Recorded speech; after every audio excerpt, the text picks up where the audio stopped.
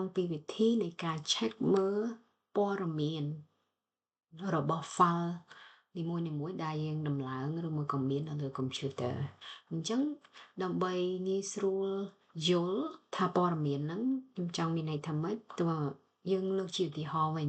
អញ្ចឹងឧទាហរណ៍ថាខ្ញុំចង់ដឹងថាកម្មវិធី Zoom ដែលខ្ញុំដំឡើងនៅលើ computer របស់ខ្ញុំនេះតើវាមានទំហំប៉ុន្មានអញ្ចឹងដើម្បីដឹងទម្រង់ឡើយយើងយក mouse របស់យើងហ្នឹងចង្អុលទៅលើឲ្យចំ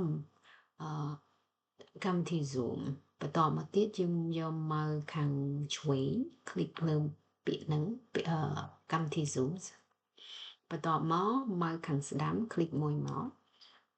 បន្ទាប់មកយើងយកមើលពាក្យថា show more option យក mouse ខាងឆ្វេង click លើពាក្យ show more option បន្តមកទៀតយើងរកពាក្យថា property នៅក្រោមគេបង្អស់ភាគច្រើនគឺវានៅក្រោមគេបង្អស់អញ្ចឹងយក mouse ខាងឆ្វេងចុចទៅលើពាក្យ property អូខេនេះអូខេបន្ទាប់មកយើងយក mouse ខាងឆ្វេងចុចលើពាក្យ general ពេលនោះយើងនឹងឃើញហើយថាទំហំរបស់កម្មវិធី Zoom គឺវាមានប្រមាណនេះគេដាក់1.91 GB អូខេហើយនៅពេលណាដែលបង្កើតមានន័យថាពេលណាដែលខ្ញុំបានដំឡើងកម្មវិធី Zoom នៅក្នុងកុំព្យូទ័រហ្នឹងគឺវាមានដាក់លម្អិតនៅក្នុងហ្នឹងអូខេទាំងម៉ោងទៅទៀតអូខេហ្នឹងគឺជាវិធីក្នុងការ check មើលអញ្ចឹង file របស់យើងមិនមែនត្រឹមតែកម្មវិធី Zoom ឬមួយកម្មវិធី Telegram ឬមួយកម្មវិធីផ្សេងៗទេគឺសូម្បីតែ file PDF Microsoft Word នេះ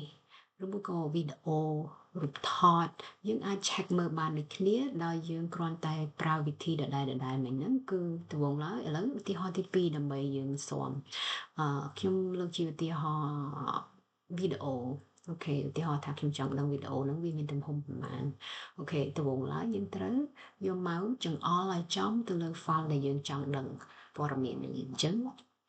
បន្តមកទៀតយើងយក mouse ខាងឆ្វេងចុចទៅលើ file ហ្នឹងមួយមកបន្តមកយក mouse ខាងស្ដាំចុចទៅលើ file ហ្នឹងបន្តមកយក mouse ខាងឆ្វេងចុចលើពាក្យ show more option បន្តមកទៀតយើងមើលពាក្យ property នៅក្រោមគេបង្អស់យក mouse ខាងឆ្វេងចុចលើពាក្យ property មួយហើយមើលពាក្យ general អូខេ general បន្តមកពេលនោះគឺវានឹងប្រាប់ពីព័ត៌មានលម្អិតដែលតកតងជាមួយនឹង file ហ្នឹងឯងអូខេពីប្រភេទ file ជា file អីគេ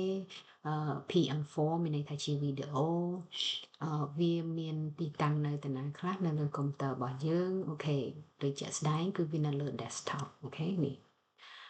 មានទំហំប្រមាណ megabyte អូខេហើយវាបានដាក់បញ្ចូលឬមួយដំឡើងនៅលើកុំព្យូទ័រហ្នឹងតាំងពីពេលណាមកម៉ោងណាមកអញ្ចឹងណាអញ្ចឹងគឺវាប្រាប់លម្អិតតែម្ដងតកតងជាមួយនឹង file ហ្នឹងនេះគឺជាវិធីនៃការ check ព័ត៌មានទៅលើ file នីមួយៗ